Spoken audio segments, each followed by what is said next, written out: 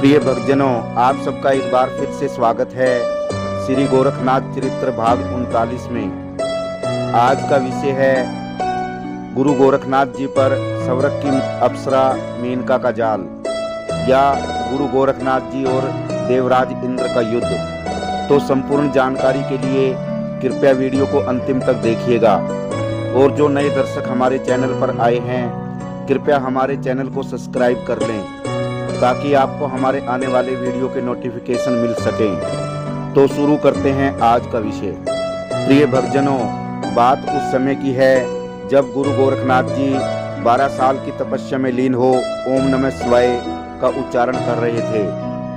गुरु गोरखनाथ जी की लगातार तपस्या और भक्ति में लीन ओम नमः शिवाय की ध्वनि पूरे ब्रह्मांड, पृथ्वी, आकाश और पाताल में गूंज रही थी। प्रिय भक्तजनों, जब यह ओम नमः शिवाय की ध्वनि सवरक लोक में देवराज इंद्र के कानों में गूंजी तो वो बुरी तरह से घबरा गए और सोचने लगे कि यह कौन है जिसकी घोर साधना के परिणाम स्वरूप ओम नमः शिवाय की ध्वनि तीनों लोकों में गूंज रही है। कहीं ऐसा तो नहीं है कि यह सारी तपस्या भगवान शिव को प्रसन्न कर मेरे सवरक के राज्य को हथियाने के लिए की जा रही हो। प्रिय भक्तजनों, इस प्रकार बौखलाए और घबराए देवराज इंद्र ने अग्निदेव का आह्वान किया। अग्निदेव प्रकट हुए। तब उनसे देवराज इंद्र ने पूछा, अग्निदेव, यह कौन है जो कड़ी तपस्या कर रहा है? कहीं ऐसा ना हो कि इस घोर तपस्या से भगवान भोलेनाथ प्रसन्न हो मेरा सवरक का राज्य इस तपस्वी को दे दें।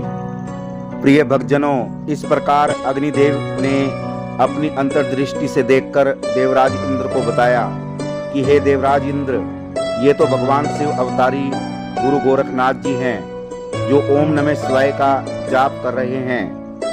प्रिय भक्तजनों, गुरु गोरखनाथ जी का नाम सुनकर देवराज इंद्र के पैरों के तले की जमीन खिसक गई और उन्होंने अग्निदेव से पूछा, हे अग्निदेव, अपने सवरक के राज्य को बचाने के लिए मैं गुरु गोरखनाथ जी की तपस्या भंग करना चाहता हूँ।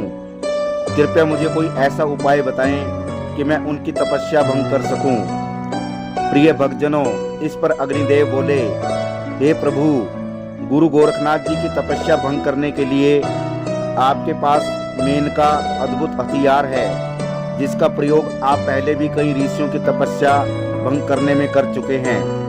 अतः हे प्रभु, आप मेनका को गुरु गोरखनाथ जी की तपस्या को भंग करने के लिए भेज सकते हैं। प्रिय भक्तजनों, इस प्रकार अग्निदेव के परामर्श पर देवराज इंद्र ने मेनका को बुलाकर आदेश दे दिया कि मेनका, आप अपने सौंदर्य से गुरु गोरखनाथ जी की तपस्या भंग कर दो। प्रिय भक्तजनों, इस प्रकार मेनका एक सुंदर राजकुमारी का रूप धारण कर उस स्थान पर पहुंच गई जहां गुरु गोरखनाथ जी तपस्या में लीन थे। मेनका ने गुरु गोरखनाथ जी की तपस्या भंग करने के लिए अपने सौंदर्य रूपी कामदेव का भरपूर इस्तेमाल किया, परंतु गोरखनाथ जी अपनी तपस्या में लीन रहे और उन्होंने अपनी आंख तक नहीं खोली। प्रिय भक्तजनों, इस प्रकार काफी समय तक अपने कामदेव रूपी सौंदर्य का प्रदर्शन करने के पश्चात मेनका ने अंततः हाथ जोड़कर गुरु गोरखनाथ से प्रार्थना की, हे योगी, यदि आपने आंखें नहीं खोली तो मैं यहीं पर अपने प्राण दे दूंगी। प्रिय भक्तजनों, यह सब सुनकर गुरु गोरखनाथ जी अपनी तपस्या रूपी निद्रा से जाग उठे और उन्होंने आंखें खोल मेनका से कहा, हे राजकुमारी, आप इस घोर जंगल में किस प्रकार पहुंच गई? तब मेनका ने जवाब दिया, योगीराज, मैं पास के ही नगर के राजा की पुत्री हूँ और आपके तेज को देखकर मैं आप पर मंत्र मोहित हो गई हूँ। अतः आप तपस्या छोड़ मुझे अपनी अर्धांगिनी स्वीकार करें। प्रिय भक्तजनों, मेनका की इस बात को सुनकर गुरु गोरखनाथ जी बहुत ही क्रोधित हो उठ खड़े हुए और बोले, राजकुमारी, आपको नहीं पता है कि मैं बाल ब्रह्मचारी हूँ। मैं तुम्हें दिव्य दृष्टि प्रदान करता हूँ जिससे कि आप इस घोर जंगल को पार कर अपने राजमहल में पहुँच जाओगी। प्रिय भक्तजनों, पर मेनका नहीं मानी। तब गुरु गोरखनाथ जी ने अपनी दिव्य दृष्टि से सब जान लिया कि ये कोई राजकुमारी नहीं है, अपितु ये तो मेनका है जिसे देवराज इंद्र ने मेरी तपस्या भंग करने के लिए भेजा है। प्रिय भक्तजनों, इस पर गुरु गोरखनाथ जी ने मेनका से कहा, आप यहाँ से वापस चली जाइए। मेनका, मैं जान चुका हूँ कि तुम्हें देवराज इंद्र ने मेरी तपस्या भंग करने के लिए भेजा है, अन्यथा मैं तुम्हें अपनी दिव्य दृष्टि से जलाकर राख कर दूंगा।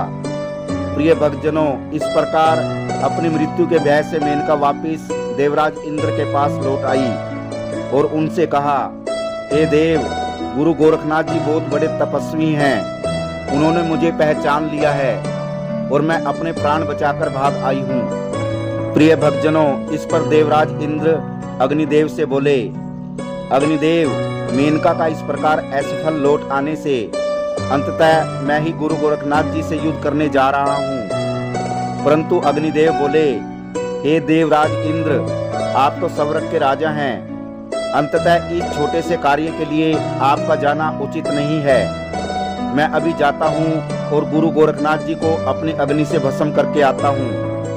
प्रिय भक्तजनों, इस प्रकार देवराज इंद्र से आज्ञा ले अग्निदेव गुरु गोरखनाथ के पास पहुँचे और उन पर अग्नि का प्रहार किया।